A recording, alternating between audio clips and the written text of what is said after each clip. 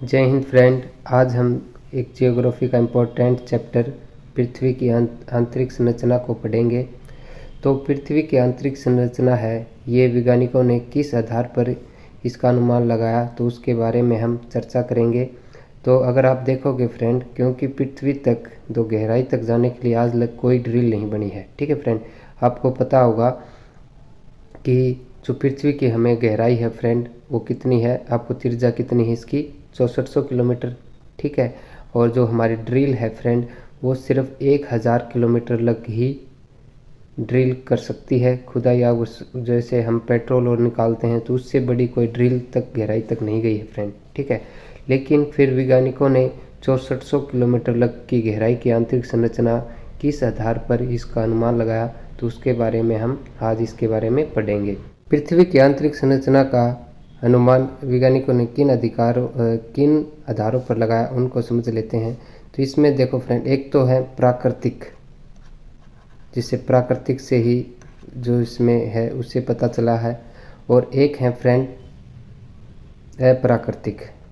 ठीक है, तो इसमें प्राकृतिक में अगर आप देखोगे तो वैज्ञानिकों ने पता लगा जो ज्वालामुखी आते हैं, उन आधारों पर इन तत्वों में कौन सी लेयर में क्या है।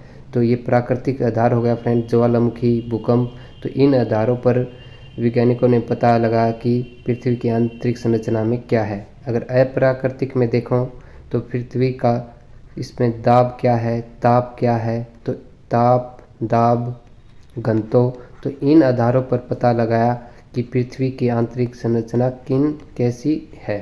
ठीक है फ्रेंड, तो ये इसके लिए इम्पोर्टेंट है। इन्हीं आधारों पर पृथ्वी को आंतरिक संरचना को 3 भागों में बांटा गया है। तो फ्रेंड, तो इसको जो पृथ्वी की आंतरिक संरचना है, जो लेयरें हैं, इसको 3 लेयरों में बांटा गया है।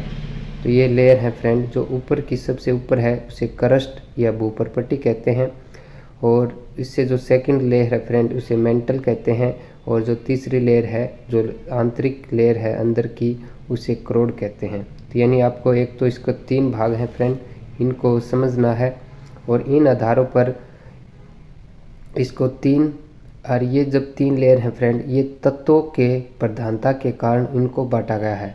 जैसे अगर हम क्रस्ट में देखेंगे तो क्रस्ट में आपको सिलिकॉन और एल्यूमिनियम ज़्यादा देखने को मिलेगी, और मेंटल में देखोगे तो आपको सिलिकॉन और मैग्नीशियम, क्रोड में देखोगे तो फ्रेंड आपको निकल और लोहा देखने को मिलेगा। और इन्हीं आधारों पर इनको 3 लेयरों में बांटा गया है। तो इसको हम देखते हैं फ्रेंड, एक एक कर हम इसको समझते हैं।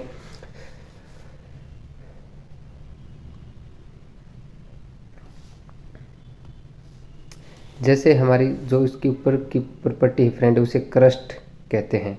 जैसे इसको किस आधार पर देखो फ्रेंड, ये एक पृथ्वी की आंतरिक संरचना है। जैसे ये आपको पता होगा फ्रेंड, हमारी पृथ्वी ऐसी है। ठीक है, थोड़ी इसको करते हैं फ्रेंड एक बार।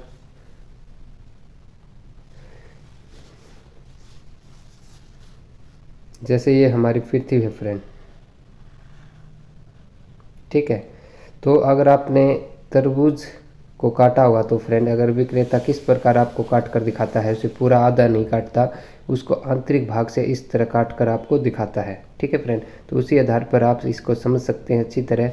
तो इस प्रकार से इसको समझने के लिए फ्रेंड, हमने एक इसकी जो आंतरिक त्रिज्या लग, इसको त्रिभुजाकार में इसको काट लिया है। ठीक है फ्रेंड, जैसे अगर आपको त्रिभुज चेक करना हो फ्रेंड, तो आपको अगर इस तरह काट कर आपको पता चल जाएगा ये अंदर से अच्छा है या नहीं। तो इसलिए हमने पृथ्वी को इसी प्रकार से इसको समझने के लिए इस तरीके से इसको बना लिया है। तो इसमें देखते हैं फ्रेंड, जो ऊपर की प्रॉपर्टी है फ्रेंड, उसे क्रस्ट कहते हैं। ये ठोस परत पृथ्वी की सबसे बाहरी भाग होता है। क्रस्ट की मोटाई महासागरों और महाद्वीपों पर अलग अलग होती है। महासागरों में ये कम और महाद्वीपों पे ज़्यादा होती है। ठीक है फ्रेंड, क्योंकि जो आपको देखोगे महासागरों की कुल 10,000 लग तो खुद ही ये फ्रेंड गहरे होते हैं, कई महासागर। ठीक है, तो उसमें आपको इसकी परत कम देखने को मिलेगी। महाद्वीपों पर 10,000, जैसे अगर माउंट एवरेस्ट देखोगे तो फ्रेंड उसकी 10,000 मीटर तक 8,848 है, तो यानी ऊंचाई है। तो उस पर क्या है फ्रेंड, तो ये जिसकी परत क्रस्ट की परत है, वो महाद्वीपों पर अधिक और महासागरों में कम होती है। तो इसमें अगर आप देखोगे तो इसकी जो क्रस्ट की, अगर आप पृथ्वी के ऊपर सतह से, और इसकी पृथ्वी की गहराई कब कितनी लग होती है फ्रेंड, 34 किलोमीटर से लेकर इसकी मोटाई 100 किलोमीटर तक पाई जाती है। ठीक है, क्रस्ट की। तो इस पर जो क्रस्ट है फ्रेंड, इसमें आपको जो तत्व देखने को मिलेंगे वो दो तत्व आपको देखने को मिलेंगे ज़्यादातर। इसमें होगा सिलिकॉन और एल्यूमिनियम। ठीक है फ्रेंड, सिलिकॉन और एल्यूमिनियम इसमें सबसे अधिक होगा। तो क्रस्ट का निर्माण सिलिका और एल्यूमिनियम से हुआ है, इसलिए इस परत को क्या नाम दिया गया है, सियाल। सिलिकॉन का हम शुरू का वर्ड ले लेते हैं और एल्यूमिनियम को याल। ठीक है, तो यानी इसको क्या बोल देंगे संयुक्त रूप से, सियाल। और इसकी गहराई 34 किलोमीटर से लेकर 100 किलोमीटर तक इसकी गहराई पाई जाती है। इस परत को लिथोस्फीयर भी कहा जाता है, क्योंकि इस परत पर आपको ज़्यादातर पत्थर देखने को मिलेंगे। तो लिथो का अर्थ होता है फ्रेंड पत्थर, तो इसलिए इस परत को क्या दिया गया नाम है, लिथोस्फीयर। और इस परत का जो घनत्व है फ्रेंड वो कितना है, सबसे कम घनत्व इसी का होता है 2.75। कहीं कहीं आपको अगर फ्रेंड 2.5 से लेकर 3 अगर आपको ये मिल जाए, ये भी सही है फ्रेंड। 2.5 ग्राम से लेकर इसका होता है 3। ठीक है, 3 ग्राम पर सेंटीमीटर क्यूब लग इसका घनत्व मिलता है आपको। ठीक है, घनत्व आपको पता होगा फ्रेंड क्या होता है, घनत्व होता है, अगर आप घनत्व का सूत्र निकालते हैं तो क्या निकालते हैं, जैसे वेट बटे में आयतन क्या होता है हमारा, घनत्व। ठीक है फ्रेंड, तो ये आपको घनत्व का फार्मूला भी याद होना चाहिए, क्योंकि मैथ और इसमें आपको काम आएगा, तो आप ये याद कर लेना। वेट बटा आयतन क्या होता है, घनत्व। ठीक है, तो ये हमने इसके बारे में पढ़ा। और अगर आप इस तत्व को देखो फ्रेंड, सिलिकॉन को, सिलिकॉन किस में यूज होता है, वैसे जो फ़ोनों की चिप होती हैं, माइक्रो जो चिप होती हैं वो किसकी बनी होती हैं, सिलिकॉन की। और एल्यूमिनियम जो धातु है फ्रेंड, वो आपको पता होगा, एल्यूमिनियम के तार भी होते हैं, वायर में यूज किए जाते हैं। और एल्यूमिनियम सबसे हल्की, वैसे सबसे हल्की नहीं फ्रेंड, हल्की और मजबूत धातु है, इसलिए इसका जो यूज है एल्यूमिनियम का वो एरोप्लेन बनाने में किया जाता है। तो ये आपको क्लियर हो गई होंगे पॉइंट इसके बारे में फ्रेंड। तो आगे बढ़ते हैं, अगली लेयर देखेंगे हम। जैसे ऊपर की लेयर हमने क्रस्ट पढ़ी, जो अगली लेयर है उसके बारे में देखते हैं। जो अगली लेयर है हमारी फ्रेंड, जैसे हमने ये 34 से लेकर 100 किलोमीटर लग, कौन सी लेयर थी फ्रेंड, क्रस्ट, इसी को भूपर पट्टी भी कहते हैं। और अगर आप इसमें देखोगे फ्रेंड, जो क्रस्ट में एक पॉइंट और रह गया, मैं आपको उसको फिर एक बार बता देता हूँ। जैसे हमने देखा फ्रेंड, जो भूपर पट्टी है, क्रस्ट है, इसमें जो हमें जो तत्व देखने को मिले, सिलिकॉन और एल्यूमिनियम। ठीक है, लेकिन अगर इसके परसेंटेज में अगर आपसे पूछे, जैसे भूपट्टी में सबसे अधिक कौन सा तत्व पाया जाता है, तो पाया जाता है फ्रेंड ऑक्सीजन। ठीक है, ऑक्सीजन होता है इसके अंदर, क्योंकि फ्रेंड आपको पता होगा जो पानी है वो किससे बना है, हाइड्रोजन और ऑक्सीजन से। तो सबसे अधिक तत्व क्या होगा फ्रेंड, आपको पता होगा 70-71% पर तो हमारा पानी ही है। तो इसका अर्थ है कि फ्रेंड भूपट्टी पर सबसे अधिक तत्व कौन सा, हमारा ऑक्सीजन। अगर ऑक्सीजन का परसेंटेज देखें भूपट्टी पर तो कितना है फ्रेंड, 46.8%। ठीक है, ये हमारा ऑक्सीजन का है। अगर आप दूसरे पे नंबर देखें फ्रेंड, सिलिकॉन का आता है, और सिलिकॉन भूपट्टी पर कितनी पाई जाती है, 27.7% हमारी क्या पाई जाती है, 27.7% क्या होती है, सिलिकॉन। और एल्यूमिनियम कितनी होती है हमारी भूपट्टी पर, ये होती है 8% के लगभग। ठीक है, तो ये आप इसको तत्वों को जो इसमें परसेंटेज में आपको देख लेना है फ्रेंड। ठीक है, अगर आपको देखो भूपट्टी पर पूछा जाए तत्व, तो सबसे अधिक ऑक्सीजन। अगर वायुमंडल में पूछा जाए तो वायुमंडल में कौन सी गैस होती है फ्रेंड, वो होती है नाइट्रोजन। ठीक है, वायुमंडल में पूछा गया है तो आपको ऑक्सीजन टिक करना है। अगर आपसे वायुमंडल में पूछा गया है तो नाइट्रोजन करना है। नाइट्रोजन आपको पता होगा 78% होती है, और ऑक्सीजन हमारी गैस कितनी होती है, 21%। ठीक है, अगर भूपट्टी पर पूछता है तो उसमें क्या होगा फ्रेंड, फिर आएगा हमारा ऑक्सीजन, न कि नाइट्रोजन। ठीक है, तो ये आपको पॉइंट क्लियर करने हैं, ये बहुत ही इंपॉर्टेंट है क्योंकि इनमें कन्फ्यूज़न ज़्यादा क्रिएट करती हैं ये चीज़ें। तो आपको छोटी छोटी चीज़ें आपको एक एक याद करनी है। तो आगे बढ़ते हैं इसके बारे में हम। फिर जो हमारी सेकंड लेयर थी फ्रेंड वो थी मेंटल। ठीक है, जैसे हमने क्रस्ट की अगर मोटाई देखी, ये 64 से लेकर 100 किलोमीटर लग। फिर अगर आप देखोगे फिर मेंटल की, तो ये कितनी होती है फ्रेंड, 34 से लेकर 100 किलो, ये होगी हमारी 2900 किलोमीटर लग। ठीक है, 2900 किलोमीटर लग क्या पाई जाती है, मेंटल की लेयर।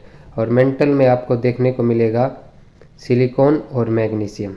ठीक है, और मैग्नीशियम भी एक धातु है फ्रेंड, जैसे ये भी कठोर धातु है। जो अंतरिक्ष के यान है फ्रेंड वो मैग्नीशियम धातु से बनाए जाते हैं। ठीक है, तो ये भी आपको याद रखना है। तो इस तरीके से रसायन जो आप केमिस्ट्री में पढ़ते हो तो उसमें आपको इस तरीके से क्वेश्चन पूछ लेते हैं। तो इसमें सिलिकॉन और मैग्नीशियम धातु पाई जाती है, इसी कारण इसका नाम देखो फ्रेंड, इसका नाम क्या है फिर, सिलिका और मैग्नीशियम के कारण हुआ है, इसलिए इस परत को सिलिकॉन मैग्नीशियम कहा जाता है। और इस परत को पाइरोस्फीयर भी कहा जाता है। और इस परत का जो घनत्व है वो कितना है फ्रेंड, इसका जो घनत्व है 3 से लेकर आप कर लेना 4.5 लग। ठीक है, 3 से लेकर ग्राम पर सेंटीमीटर क्यूब इसका घनत्व है। और इसे ही वाइट ऑफ द अर्थ कहा जाता है। ठीक है, और इसमें इस परत का अगर आप देखोगे तो इसका जो आयतन में जो परसेंटेज है पूरी पृथ्वी का वो कितना है, 83%। और द्रव्यमान का देखोगे तो द्रव्यमान का है फ्रेंड 67%। ठीक है, तो आयतन में इसका 83% है और इसका द्रव्यमान में 67%। तो आगे देखते हैं हम, अगली जो लेयर है हमारी अब रहेगी फ्रेंड क्रोड। ठीक है, उसके बारे में देखते हैं।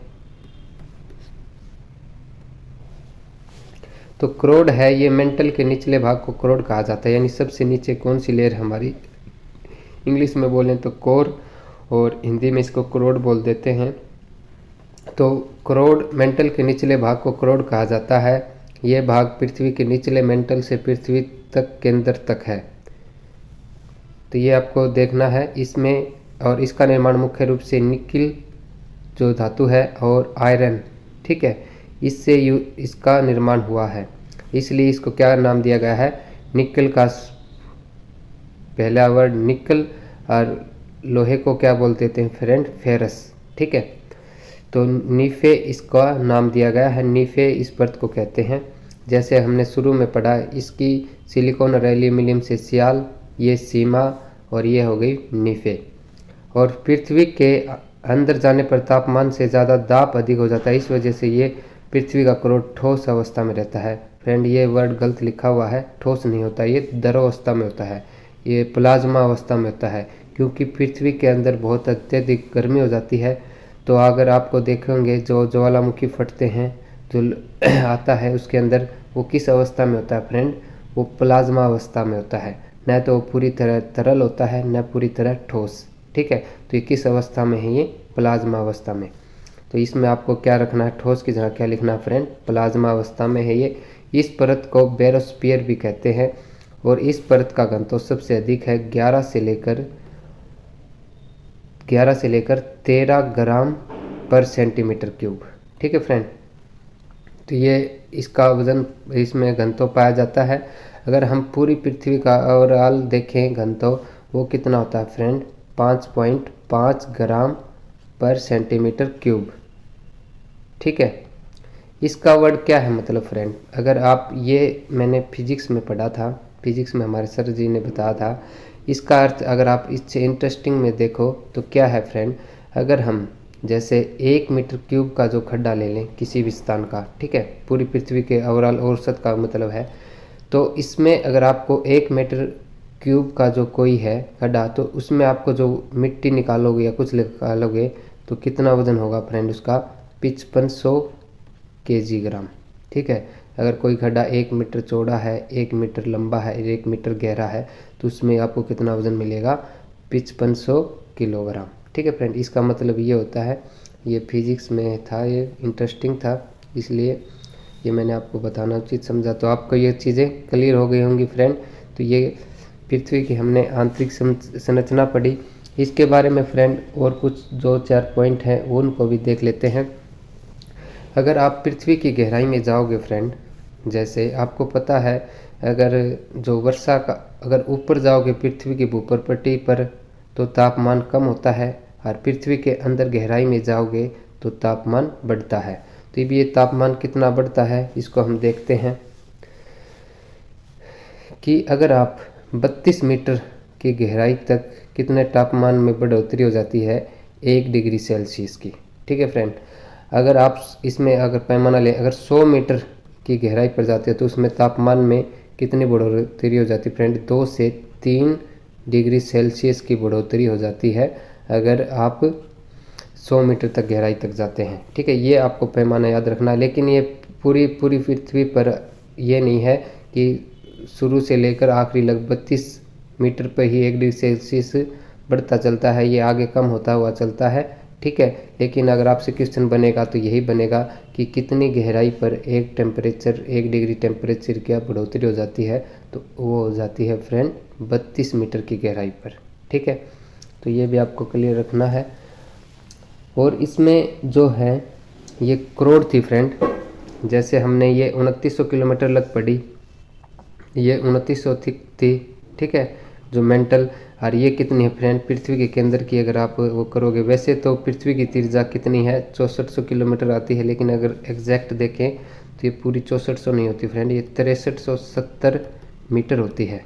ठीक है, सॉरी किलोमीटर होती है, 6370 किलोमीटर, तो ये 6370 होती है किलोमीटर। तो इस जो नीफे है फ्रेंड, इसको भी 2 भागों में बांटा गया है, तो इनके नाम हैं उनको भी हम देख लेते हैं। तो इसमें अगर आप देखोगे फ्रेंड, ये कितनी बताई थी मैंने फ्रेंड 6370 किलोमीटर। तो इसको भी नीफे को 2 भागों में बांटा गया है।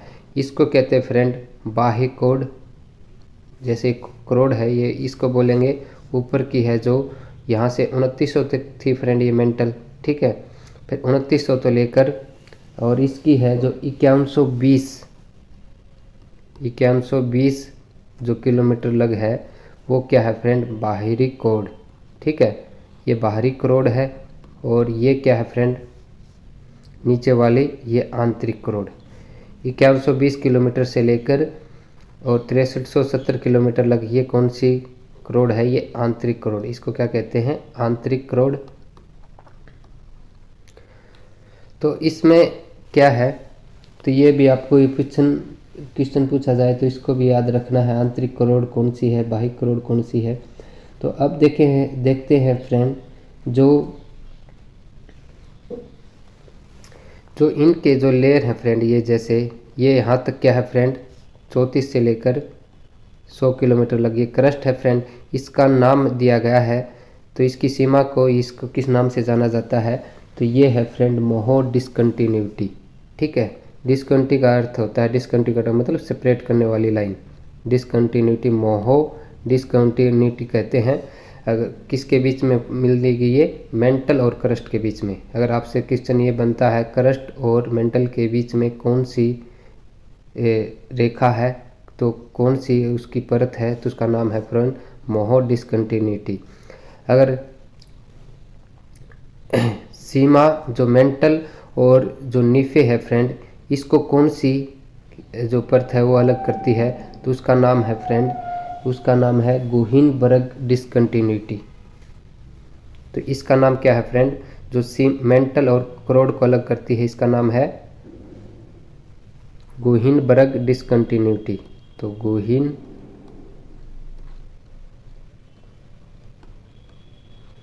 गुहिनबर्ग डिसकंटिन्यूटी। ठीक है, और फिर जो बाह्य करोड़ और आंतरिक करोड़ को कौन सी जो लेयर है वो अलग करती है, तो इसको करती है फ्रेंड, इसका नाम है लेहमन डिसकंटिन्यूटी। ठीक है, तो ये हमने पृथ्वी की आंतरिक संरचना को पढ़ा फ्रेंड, इससे बाहर आपको कुछ नहीं पूछा जाएगा। तो ये हमने इसके बारे में ओवरऑल जानकारी प्राप्त कर ली है। तो आपको ये वीडियो कैसा लगा, अगर अच्छा लगा है तो चैनल को लाइक सब्सक्राइब ज़रूर करें।